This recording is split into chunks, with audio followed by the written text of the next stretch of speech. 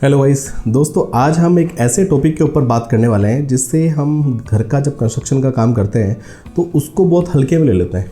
हम उसको देखते हैं कि इसमें अननेसेसरी क्यों इसमें स्टील लगाए हैं, इस पर ऐसा कौन सा लोड आने वाला है, छोटा सा एरिया है जैसे बनाना है, हमें बना बन के ख़त्म करेगा, हम चैप्टर क्लोज करें। क्योंकि लास्ट में क्या होता है कि जो बिल्डिंग का ओनर होता है उस बिल्डिंग को बनाते बनाते कंस्ट्रक्शन से, लेबर से, मटेरियल से इतना ज़्यादा इरिटेट हो जाता है कि वो उसको आफत समझना स्टार्ट कर देता है और वो कैसे भी करके उस चैप्टर को क्लोज करना चाहता है। तो दोस्तों, आज कौन सा ऐसा चैप्टर है जिसके बारे में जो है परेशान आदमी हो जाता है घर को बनाते बनाते हैं। दोस्तों, ये बात कर रहे हैं हम आज स्टेयरकेस ममटी वाले पार्ट के ऊपर। तो दोस्तों, आप देख रहे होंगे कि सर आज आप ये स्टेयरकेस ममटी के बारे में क्या बता रहे हैं। दोस्तों, स्टेयरकेस की जो ममटी है वो घर का सिविल स्ट्रक्चर का जो सबसे लास्ट का वर्क है उसे माना जाता है, उसे लास्ट में किया जाता है। और एक छोटा सा जो एरिया होता है स्टेयरकेस, जिसको कवर्ड करने के लिए, धूप छांव से बचाने के लिए हम उसको कवर्ड कर देते हैं ब्रिक से या फिर सीमेंट शीट से, फाइबर शीट से, उनसे कवर्ड हम कर देते हैं और उसको बहुत हल्के में ले लेते हैं। दोस्तों, अगर आप भी अपने घर के अंदर स्टेयरकेस की ममटी का अगर आप काम करा रहे हो तो उसके अंदर आपको कौन सी ऐसी चीज़ें हैं जिनका आपने ध्यान रखना है, नहीं तो बाद में चल करके काफ़ी ज़्यादा इश्यूज उसमें क्रिएट हो सकते हैं।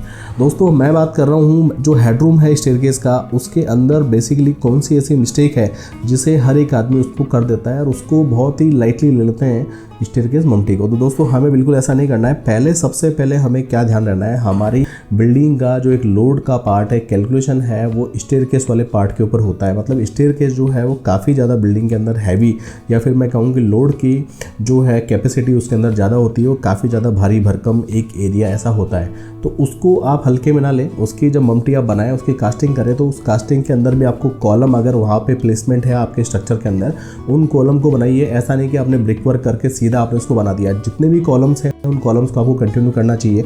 इसके अलावा दोस्तों, एक चीज़ आपको क्या करनी है कि जो स्टेयरकेस के ऊपर जो बीम है उस बीम को आपको बिल्कुल बनाना है। दोस्तों, इसमें बिल्कुल भी गलती आपको नहीं करनी है। इसमें मैंने एक चीज़ देखी है कि मैक्सिमम जो लोग हैं वो स्टेयरकेस की ममटी के अंदर जो है डाउन बीम वगैरह नहीं बनाते हैं, सीधा फ्लैट बीम या स्लैब बीम बना करके और उसको भर के और एक आफत को काट देते हैं कि ठीक है, ये आफत अपनी हुई, खत्म हुई, बिल्डिंग का स्ट्रक्चर बन गया, फ्री हो गए अपन यहाँ पे। लेकिन दोस्तों, उसके अंदर बीम का काफ़ी बड़ा एक रोल होता है। क्या रोल होता है दोस्तों? क्योंकि मैक्सिमम लोग क्या करते हैं कि स्टेयरकेस की ममटी के ऊपर जो है वो आपके ओवरहेड जो वाटर टैंक्स होते हैं, जो पानी की टंकियाँ होती हैं, उन्हें ममटी के ऊपर रखा जाता है। दोस्तों, अब इस बात पे आप गौर कीजिएगा, जो पानी की जो टंकी है या ओवरहेड जो टैंक्स हैं उनका भी वेट होता है। आप सपोज करो कि आपने 3000 लीटर जो कैपेसिटी का आपने टैंक, 1000 लीटर के 3 टैंक आपने रख दिए वहाँ पे, तो कितना लोड जो है उस स्लैब के ऊपर पड़ रहा है, जिसकी थिकनेस भी लोग कम कर देते हैं। 4 इंची के आसपास उसकी थिकनेस, 100 mm के जो है अराउंड उसकी थिकनेस को बना देते हैं और उसको फ्रीज करते हैं। लेकिन दोस्तों, उसके अंदर आपको डाउन बीम रखना है, किसी भी फ्लैट बीम को यूज़ नहीं लेना है, क्योंकि जो डाउन बीम है वो ही उस स्लैब को जो है रेनफोर्समेंट जो है अच्छा होगा उसके अंदर, और वो जो डाउन बीम होंगे तो उस स्लैब को जो है होल्ड करेंगे। दोस्तों, तो आपको उसमें डाउन बीम को रखना काफ़ी ज़्यादा ज़रूरी है।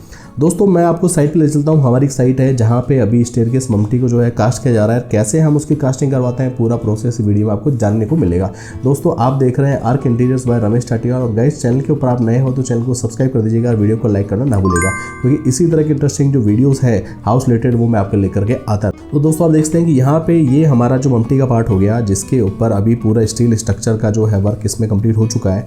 और आप देख सकते हैं कि यहाँ पे पूरे बल्ली फंटा जो प्लाई है उसकी शटरिंग वगैरह इसमें लगाई हुई है। दोस्तों, एक चीज़ का हमें ध्यान रखना है, क्योंकि लास्ट का फ्लोर होता है तो सेफ्टी के जो प्रिकॉशंस हैं उन्हें हमें पूरा ध्यान रखना है कि ऐसा नहीं कहीं पे भी हमारी सेफ्टी लूज़ हो रही है और कहीं ड्यूरिंग द कंस्ट्रक्शन वर्क या सिविल कास्टिंग वर्क कोई मिस हैपनिंग साइड के ऊपर हो जाए, तो उस चीज़ का आपको पूरा ध्यान रखना है। क्योंकि हाइट का काम हो जाता है। जनरली जो ममटी है वो 2 फ्लोर या 3 फ्लोर के बाद में ही लास्ट पे जाकर के बनती है, तो इस चीज़ का हमें ध्यान रखना है।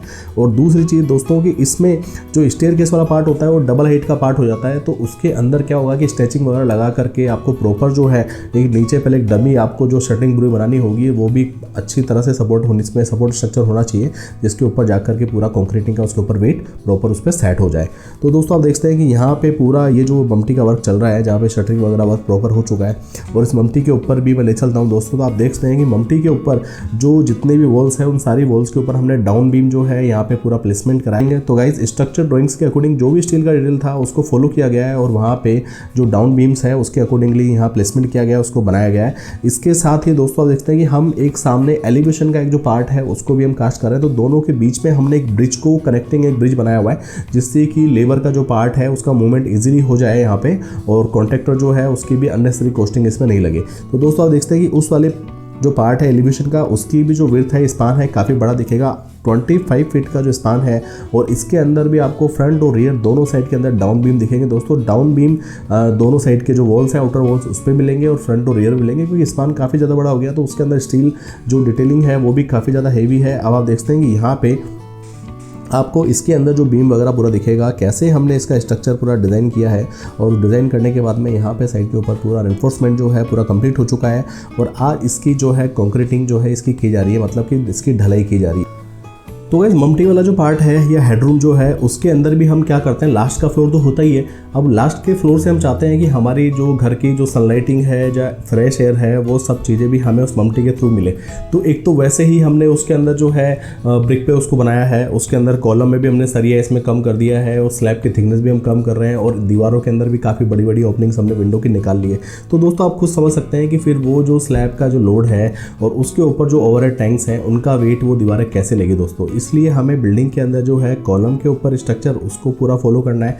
इवन स्लैब की जो थिकनेस है 6 इंचेस या 5 इंचेस, जो भी स्ट्रक्चर डिज़ाइन के अकॉर्डिंग पूरी होगी उसको फॉलो करना है। उसमें स्टील रेनफोर्समेंट डाउन बीम है या नहीं है, या स्लैब के अंदर जो है 1 वे या 2 वे स्लैब, जो भी वॉट एवर डिज़ाइन है उस डिज़ाइन को हमको उसको फॉलो करना है दोस्तों। इन सब चीज़ों का अगर हम ध्यान रखते हैं तो हमारी ममटी जो है वेंटिलेटर तो होगी, इसके अलावा जो है रिस्क फ्री भी रहेगी। उसके अंदर किसी तरह के कोई क्रैक वगैरह जो है वो बिल्कुल भी निकल करके सामने नहीं आएंगे।